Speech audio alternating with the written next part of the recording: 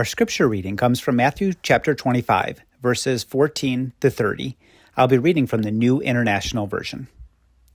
Again, it will be like a man going on a journey who called his servants and entrusted his wealth to them. To one he gave 5 bags of gold, to another 2 bags, and to another 1 bag, each according to his ability. Then he went on his journey. The man who had received 5 bags of gold went at once and put his money to work and gained 5 bags more. So also the one with 2 bags of gold gained 2 more. But the man who had received 1 bag went off, dug a hole in the ground, and hid his master's money. After a long time, the master of those servants returned and settled accounts with them. The man who had received 5 bags of gold brought the other 5. Master, he said, you entrusted me with 5 bags of gold. See, I have gained 5 more. His master replied, Well done, good and faithful servant. You have been faithful with a few things. I will put you in charge of many things. Come and share your master's happiness. The man with 2 bags of gold also came. Master, he said, you entrusted me with 2 bags of gold. See, I have gained 2 more. His master replied, Well done, good and faithful servant. You have been faithful with a few things. I will put you in charge of many things. Come and share your master's happiness. Then the man who had received 1 bag of gold came. Master, he said, I knew that you are a hard man, harvesting where you have not sown, and gathering where you have not scattered seed. So I was afraid and went out and hid your gold in the ground. See, here is what belongs to you. His master replied, You wicked and lazy servant. So you knew that I harvest where I have not sown, and gather where I have not scattered seed. Well then, you should have put my money on deposit with the bankers, so that when I returned, I would have received it back with interest. So take the bag of gold from him and give it to one who has 10 bags. For whoever has will be given more, and they will have an abundance. Whoever does not have, even what they have will be taken from them. And throw that worthless servant outside into the darkness, where there will be weeping and gnashing of teeth. This is the word of the Lord. Thanks be to God.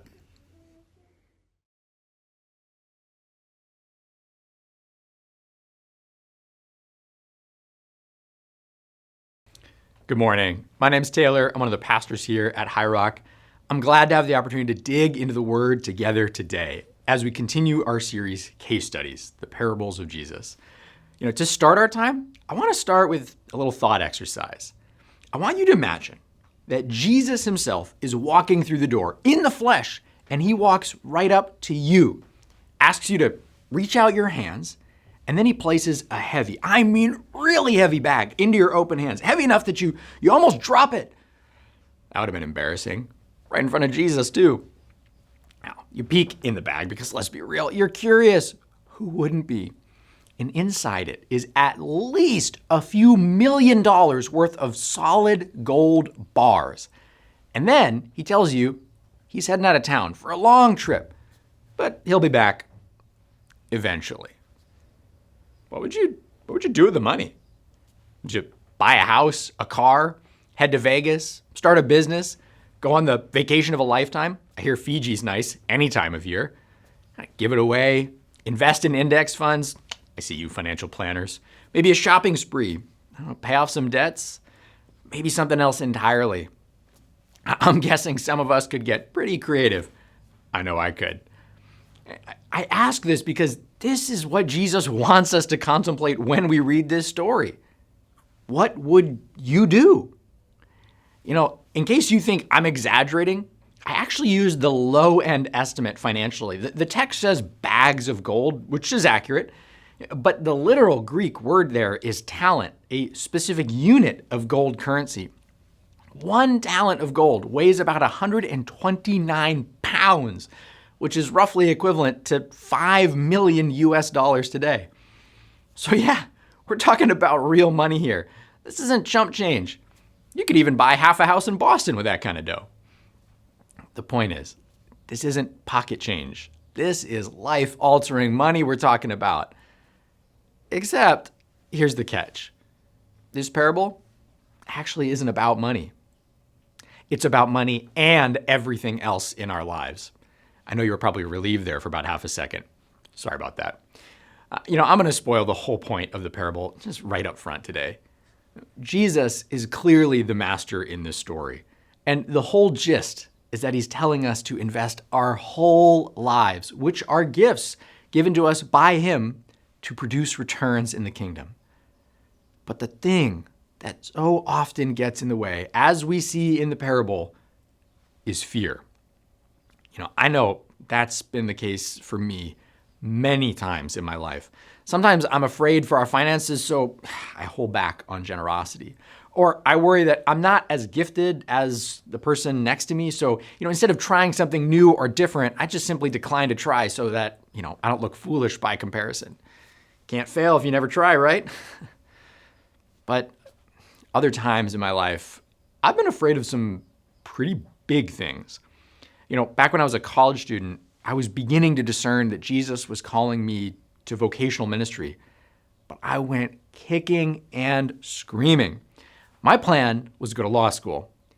I eventually relented to God's plan, and in my senior year, I applied and was accepted to seminary. But I chose to defer my start for a year so I could kick back and take it easy before life was going to get serious.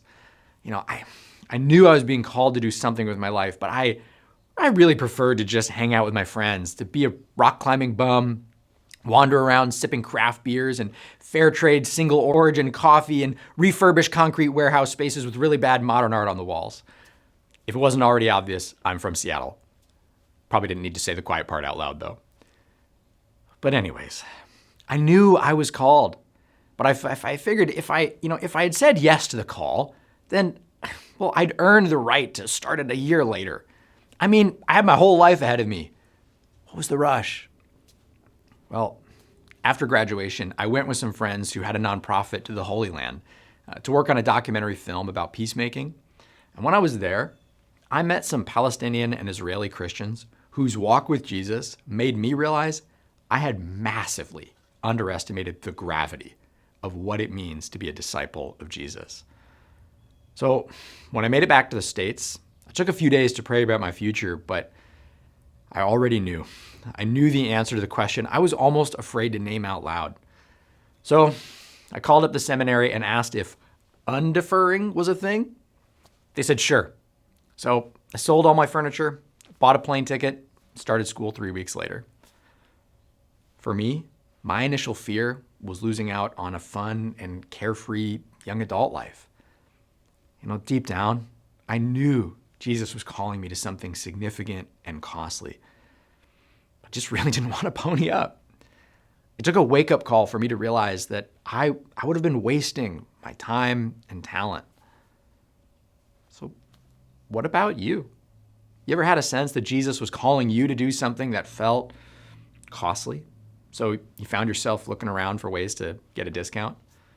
Maybe it's a friend or coworker who started searching for Jesus, but you're hesitant to talk about your faith or invite them to church because, what if you're misunderstood and they think that you're one of those people? What if word gets around the office or the lab? That could be costly. Maybe it's best to wait until after the next rounds of promotions are decided. Or, retirement's 10, 20, 30 years away. It can wait, right?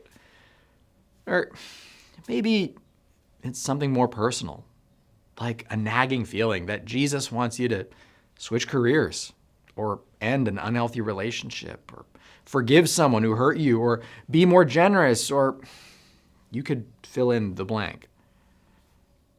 Sometimes the things that keep us from being faithful, it's a fear of not having enough. And so we hold on tightly to the resources that we have in hand, even though we know they're meant to be invested and used for the kingdom. And so instead, we bury them. We promise ourselves that we'll use them later. It's just a short delay. We'll get around to it eventually. Back to my time in seminary, I interned at a church in Chicago that always kept the equivalent of an entire year of the church's budget in cash. There was this pervasive fear that people might someday spontaneously stop giving and income would suddenly fall off a cliff. Now, keeping reserve funds is certainly wise, but here's the problem. A while back, they had held a capital campaign to install air conditioners in the sanctuary. I don't know if you've ever been to Chicago in the summer, but AC is more than a nice to have. But in the year of that fundraiser, they fell a little short on their general budget.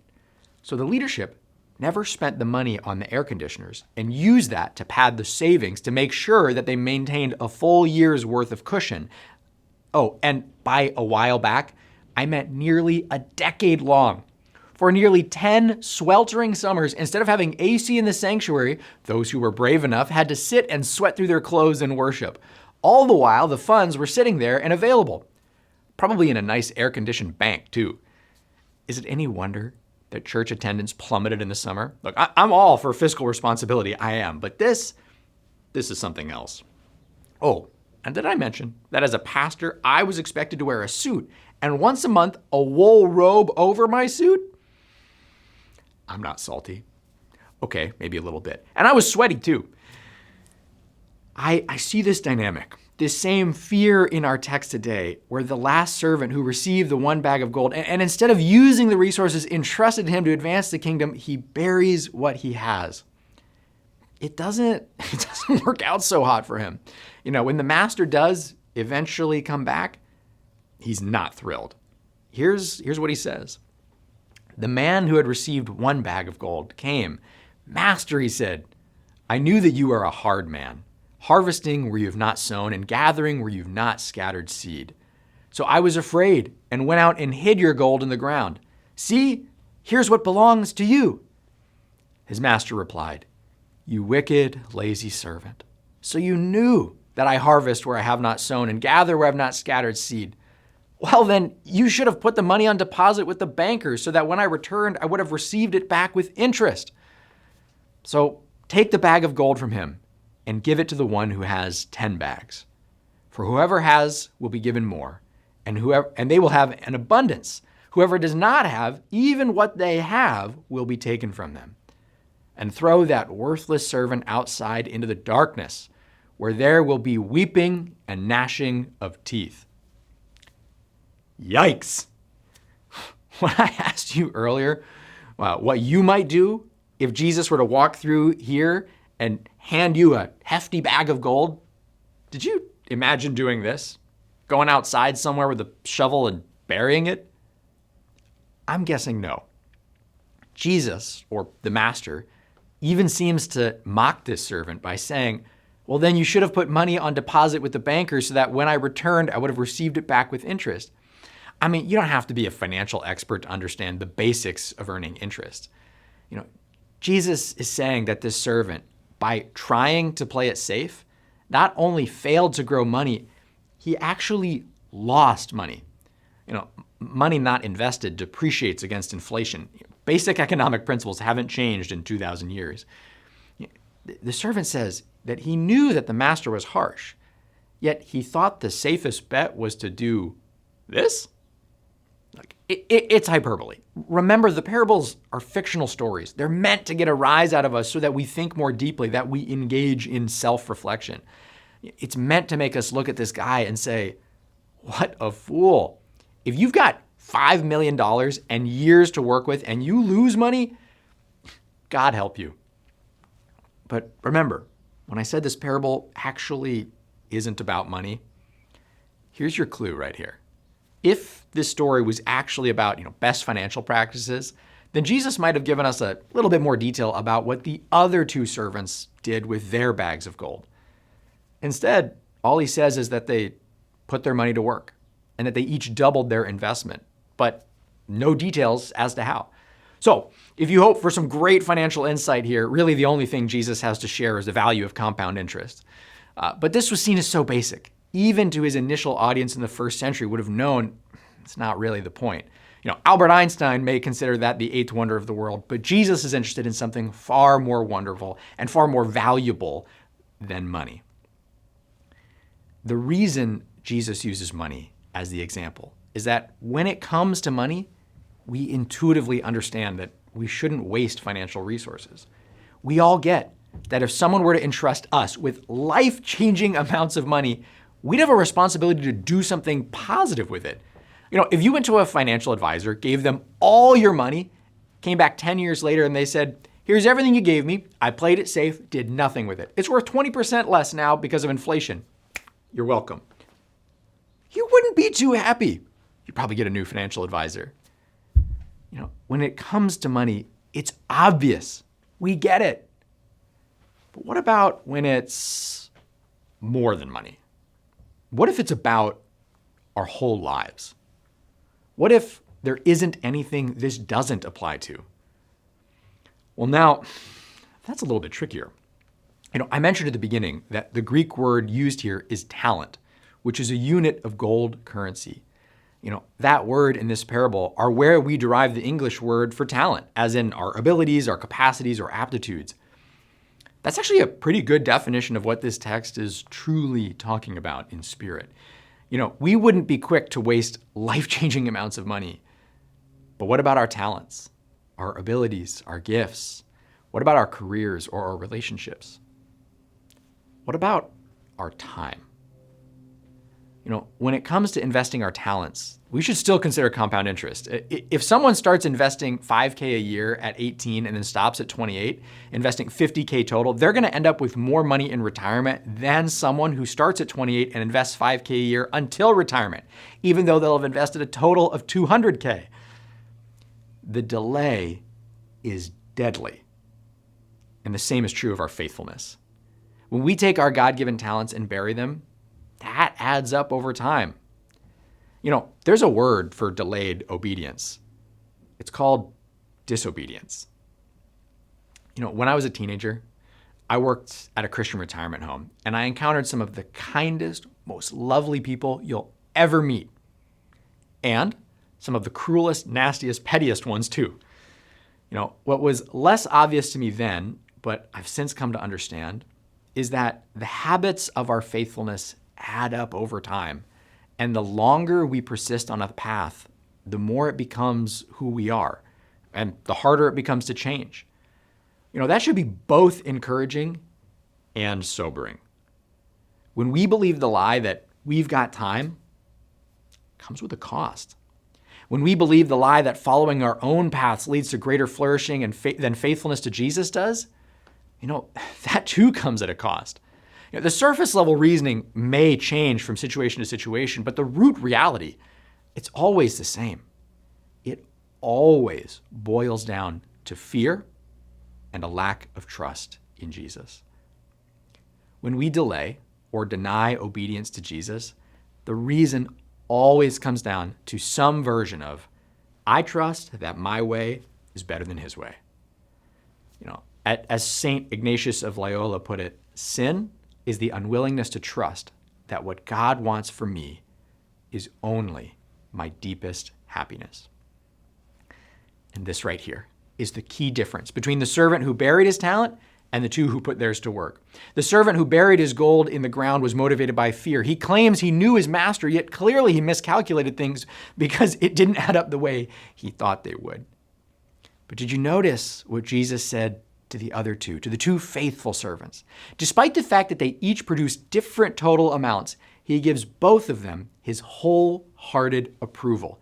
He says the exact same thing to both of them. Well done, good and faithful servant. You have been faithful with a few things. I will put you in charge of many things. Come and share your master's happiness. Come and share your master's happiness. Jesus wants his disciples to share in his happiness. This is his greatest desire for us.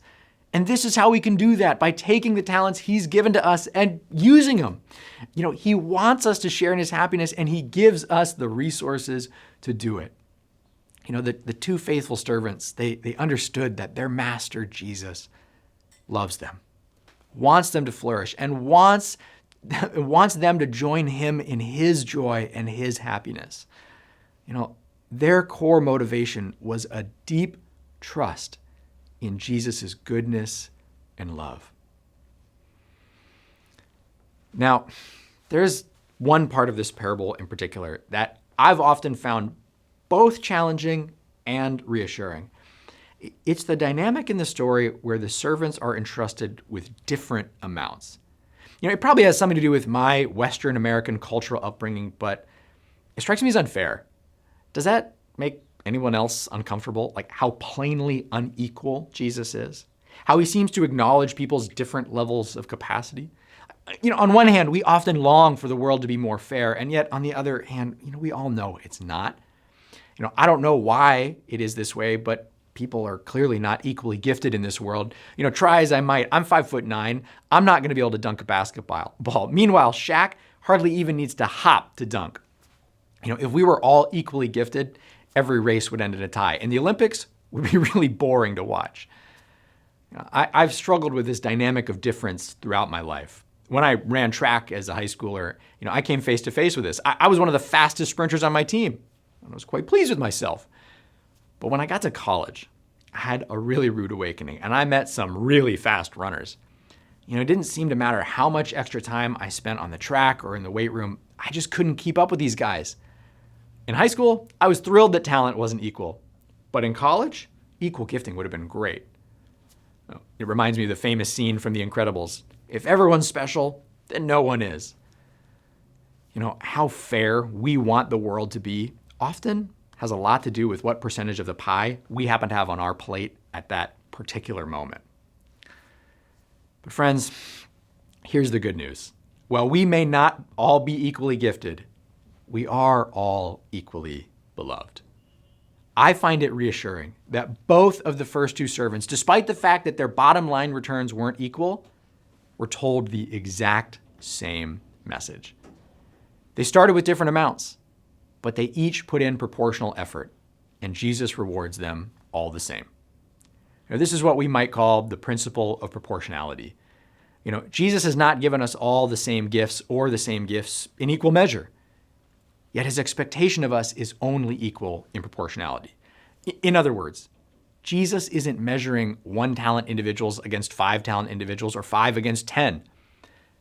When someone else has more than us, it's so easy for us to feel discouraged when we measure ourselves against people who are more gifted or more talented than we are. Now, to be clear, I'm not talking about worldly success. We're used to measuring ourselves against other people in that realm, and that's unhealthy too. But what I'm talking about is kingdom faithfulness. I'm talking about using the spiritual gifts and earthly resources that we've been entrusted with for the sake of blessing others and following Jesus. In fact, it's when we compare our worldly success to other people's worldly success that we lose our ability to be faithful in the kingdom, because we fear that we're falling behind by worldly standards, and so we don't have any extra to spare for Jesus. When we get fixated on the wrong metrics, we inevitably miss the mark, which is why it's so important to remember that Jesus is the ultimate judge, and we serve an audience of one. And thankfully, he judges based on the principle of proportionality, not on the sum total, nor on worldly standards. It's not a fixed amount, it's percentage-based. The question, when it's all said and done, won't be, what did you do with someone else's talents? Instead, he'll ask, what did you each do with the resources entrusted to your care? Yes, grace is real, and God does love us, but grace is not opposed to effort or accountability. The master may be away on a long journey, but he will return eventually, and we should prepare ourselves for an accounting.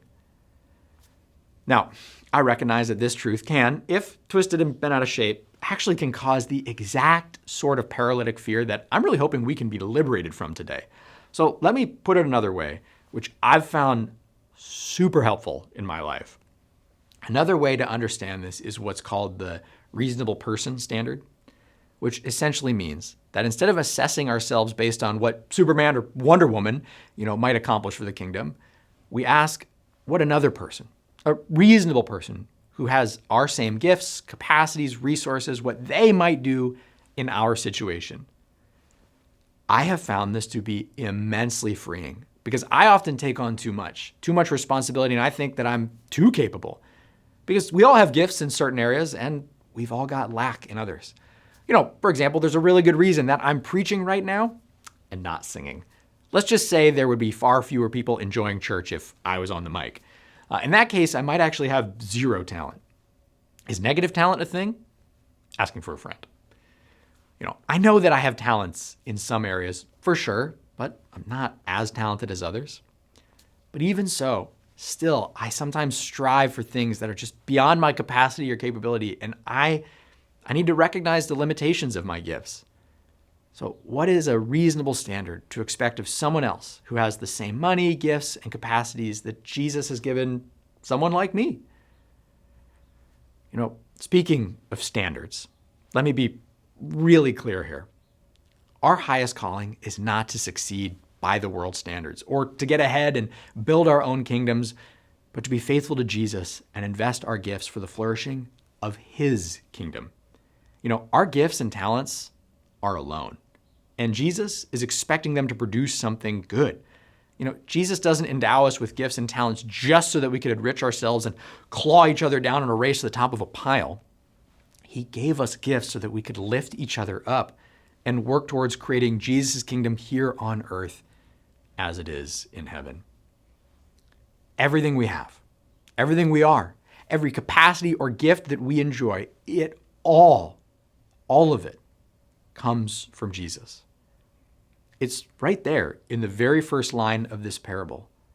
The master entrusted his wealth to his servants. It all belongs to Jesus. And the purpose of resources is not to hoard, but to share. Not to bury, but to multiply. Our gifts are given to us not just for our personal benefit, but for our neighbor's good. Jesus invested in us, and he expects us to use the returns on that to love and bless others. Now, I don't know about you, but when I read this parable, it gives me pause. It causes me to reflect on why I'm doing what I'm doing. It sort of forces me to ask myself some challenging questions about my own priorities. Am I being motivated by fear like the servant who buried his talent? Or is my greatest longing to hear Jesus say, when it's all said and done, "Well done, good and faithful servant. Come and share in your master's happiness." Of course, I'd rarely admit to anything else or anything less, but if I'm honest, my track record for using my talents isn't always easily reconciled with that godly goal. It's one thing to say, I want to use my whole life to follow Jesus. It's another thing entirely to actually do it. Often, I fall into the trap of thinking, well, I'll get to that particular act of faithfulness later. But the reality is that line of thinking reveals a less than complete faith. As C.S. Lewis famously said, Christianity, if false, is of no importance, and if true, of infinite importance. The only thing it cannot be is moderately important. Yet, when I delay my faithfulness, I reveal the truth of my heart, that I believe the lie that my faith is only moderately important. Certainly grocery shopping or watching TV or answering emails is not more important than me following up with a friend who I've had it on my heart to connect with. Nor are those things more important than honoring or keeping the Sabbath holy. All of those are very real examples from my life from the last month alone. It's so easy to think that because we intend to do something or that we believe something in theory, that somehow counts. But friends, knowing and doing are not the same. Learning and living are not the same. What counts is what we do today with the things that God has placed in our hands for his purposes. Intent does matter for character, but intent on its own isn't worth all that much. Action matters. Jesus tells us that those of us who have been faithful with a few things will be given more. So, here's my question for you. What small step can you take today to increase your faithfulness to Jesus? It's tempting to tell ourselves that we'd be more faithful if we had more time, more money, more capacity, more whatever it is that you feel you lack. Yet Jesus teaches us that faithfulness scales, and he's given us everything we need to follow him fully today. What we do with what little we have now is what we would do or will do when or if we have more. Trust doesn't develop magically when our assets grow or the stakes are high. It builds slowly from where we are right now. So, is there an area of your life where you've been burying your talent, where Jesus has entrusted you with something that's not being put to work like you know it ought to be? Maybe it's time to dig it up and to trust the one who gave it to you will help you multiply it for his glory and for our neighbor's good. You know, the fear that keeps things buried underground, it's always the same. Sin is the unwillingness to trust that what God wants for us, for you, is only our deepest happiness. So, can you take a step forward in trust today and cast aside the lie that Jesus wants anything less for you than your greatest flourishing? He's invested in us. He's placed his trust in our open hands. It should feel heavy. It should feel weighty and significant, because it is. No, it isn't meant to weigh us down and paralyze us, but to galvanize us to act as we take seriously the profound and beautiful gifts that have been given to us. The invitation for all of us is to put Jesus' investment to work today for his glory and for our neighbor's good. Amen.